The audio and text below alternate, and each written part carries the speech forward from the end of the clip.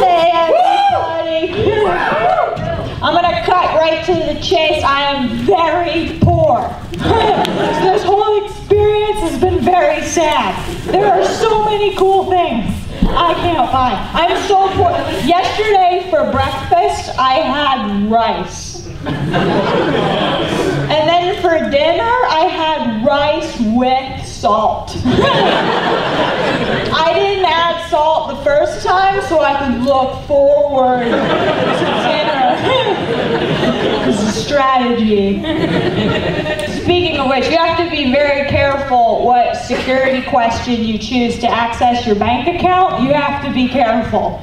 Because every time I want to see how much money I have to relive the fact that my first concert was Aaron Carter.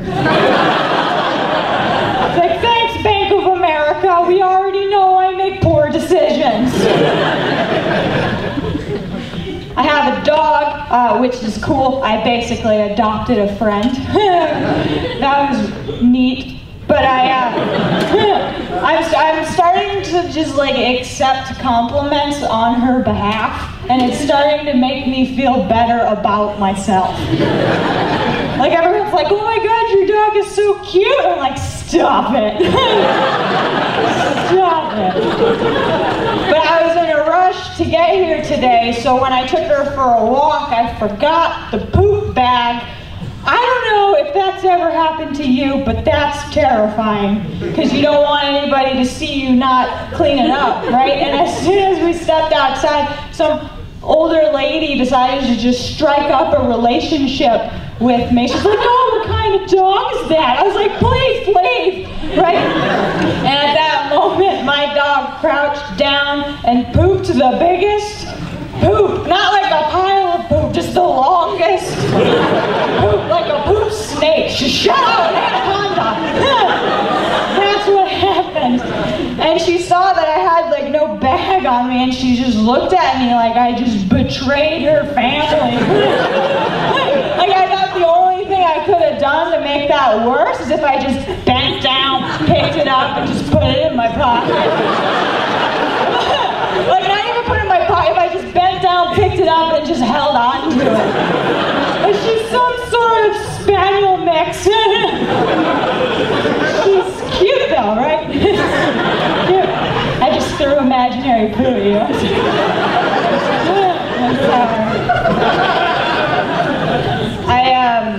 I got in trouble actually the other day for using the word shit. I got in trouble. It was like, you shouldn't use bad words.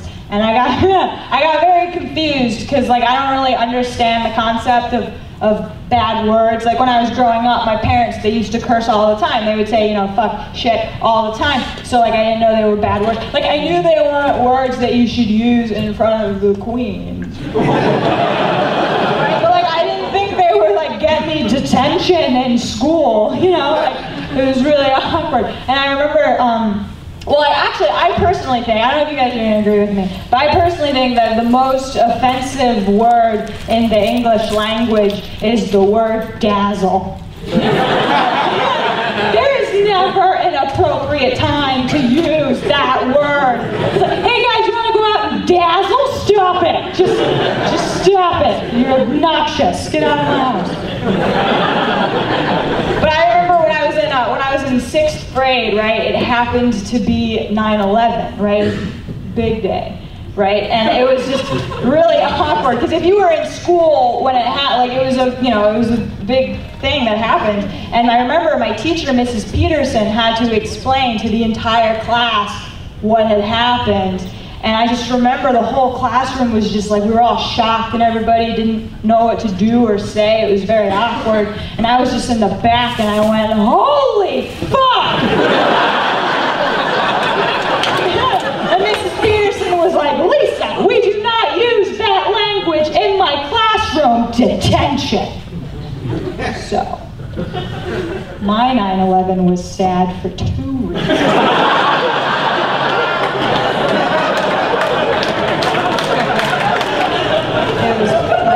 I'm still a little bitter. Like I still feel like my F-bomb should have been swept under the rug due to the actual bombs. Like I don't know. I wish the terrorists knew to the full extent the consequences.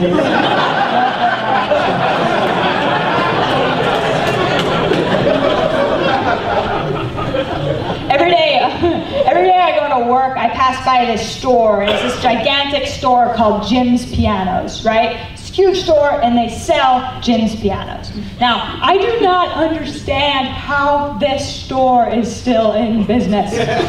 Like, are enough people purchasing pianos for Jim to remain profitable? It's like a riddle. Like, I don't understand. Like, because even when Jim finally does get somebody to buy a piano, they're only gonna buy one.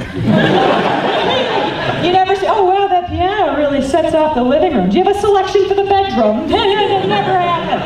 Like, and when you have a piano, like, you have it forever. You know, like, you don't discard a piano. Like, you're not driving along and on the curb see like a dilapidated brown couch with butt crack stains and then beside it a magnificent piano. That doesn't, like, you have your piano forever, and then you pass that piano down to a kid, and then that kid passed down to his kid, and in one purchase, Jim has satisfied the needs of 3 generations of piano seekers. I don't understand how this guy makes money. I imagine it's like a really awkward moment in the store when the guy signs the receipt. Jim's just like, well, I guess this is goodbye.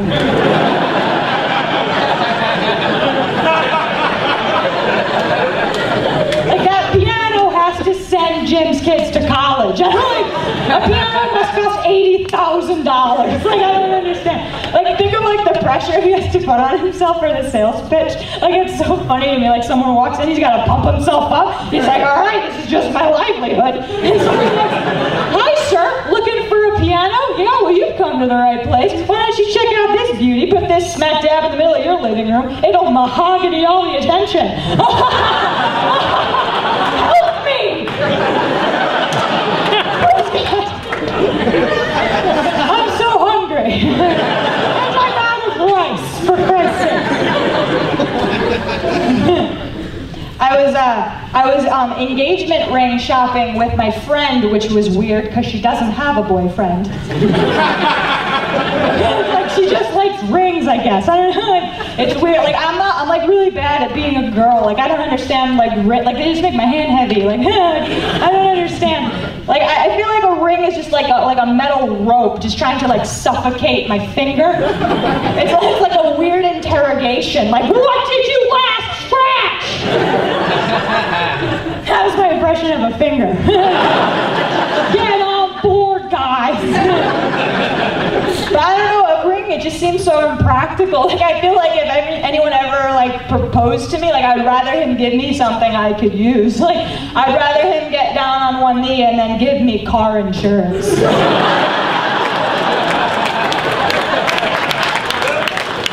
I love you. I want to spend the rest of my life with you. Your comp and collision is now $100K with maximum liability and a $20 deductible. With me, you are protected. Like, I hate car insurance, so like I'm laughing but I'm crying. Like I hate it so much because like I have spent thousands of dollars to maybe not have to pay thousands of dollars. Like, I'm going bankrupt and not getting into an accident. Like I don't understand. Like, I was complaining about it to my dad, and he was like, well, that's insurance, it's a gamble. It's not a gamble, it's a law. Like, if I don't have it, I get arrested. That's the opposite of a gamble. Like, it's like if I went to Vegas, didn't play blackjack, and then lost $10,000. But I didn't even play. I don't understand. And like, I've never actually gotten into a car accident, so I've recently come to the realization that all these thousands of dollars I've spent to not have to pay for an accident have essentially been used to pay for other people's car accidents. What the fuck? Like, if I'm gonna pay for a car wreck, it's gonna be my car wreck. Like, I'm just gonna start getting into accidents, guys. I need to be reckless in order to be financially responsible. I'm just gonna be driving around a parking lot, no traffic, just hitting people. I'm sorry, I'm just trying to break even. Tough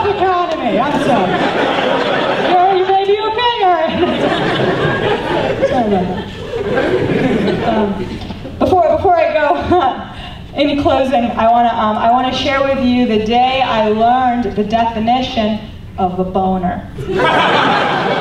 Buckle up. So I was in 6th grade. I was in the cafeteria. I was eating lunch, right? Nearby was a boy named Dylan Green. He was a new student. He had just transferred from an out-of-state middle school. He didn't have many friends, right? So he was trying to tell all these cool stories, you know, pump himself up, get himself some new pals, right? So he's sitting there and he's telling this story about how just the previous night he snuck into his dad's closet, stole a video, watched it, was a great night, he got a boner, right?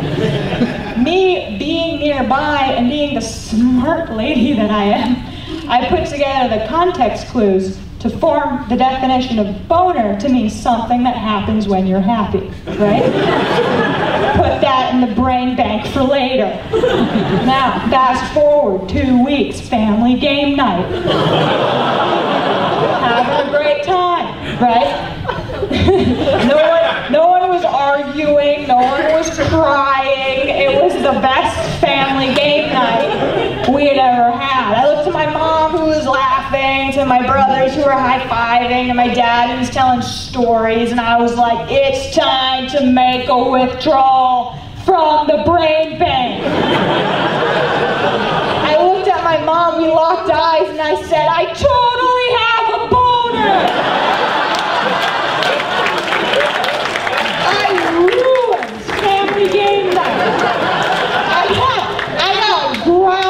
For 2 weeks. I couldn't watch TV or go on the computer. I had to read 3 books and hand in to my parents a book report. I had a new bedtime, which was 6 p.m. And you know what happens at 6 p.m.? No one is sleeping. So